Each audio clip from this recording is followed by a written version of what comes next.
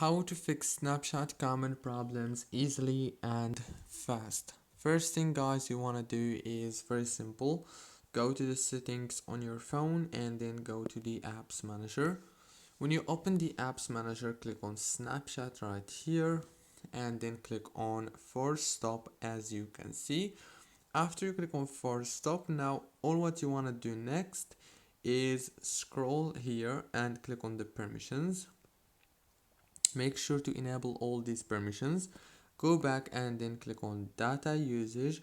Disable all these four options and enable them back again like this. And then go back, click on the storage and click on clear data. Click on delete and then click on clear cache. And the last thing you want to do now is restart your phone. That's it guys, don't forget to like and subscribe. Thank you for watching.